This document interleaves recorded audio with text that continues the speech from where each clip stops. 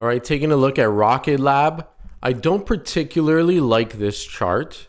I like this stock. I like the prospects of space stocks becoming the next bubble at some point, especially something like Rocket Lab, because SpaceX is supposed to IPO within the next year or two. And I think when SpaceX IPOs, a stock like this, which is in the same industry, should get repriced based on the hype that comes from SpaceX, if and when that does happen. And it's supposed to happen, to my knowledge. Elon's even been talking about it on Twitter.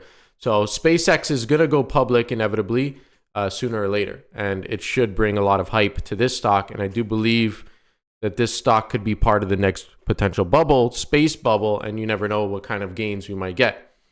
Although I'm a little iffy of the chart. You know, the daily chart overall looks good. It's higher lows and higher highs. You see pulled back here, held support, and we got a higher high, a little bit of a fake out there. This high volume concerns me a little bit.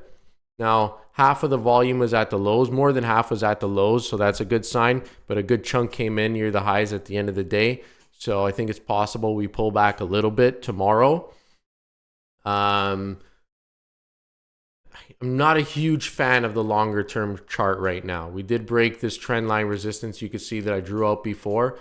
We do have a weekly low, high, higher, low, higher, high, a little bull flag here. But a lot of resistance around here, a lot of moving averages, a lot of Bollinger Bands in the way right now. You see a lot of this resistance. This is a big resistance area around this 5 mark. So I'd like to see how it reacts around here. I'd like to see it break out a bit more and then hold this area as a support. And I want to see some healthy consolidation here and then a higher high. And that would cue me in that this move is for real and that this stock's got some longer term potential prospects here. But right now, the long-term chart, it's even the monthly, we're going straight from a low to a high. We have not set a higher low on the monthly, which would leave me a little bit concerned, along with this high volume. I do like this stock. I like the prospects.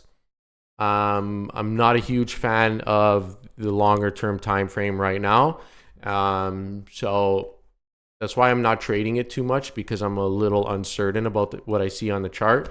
But I do believe it is one we should keep our eye on for more potential gains in the future.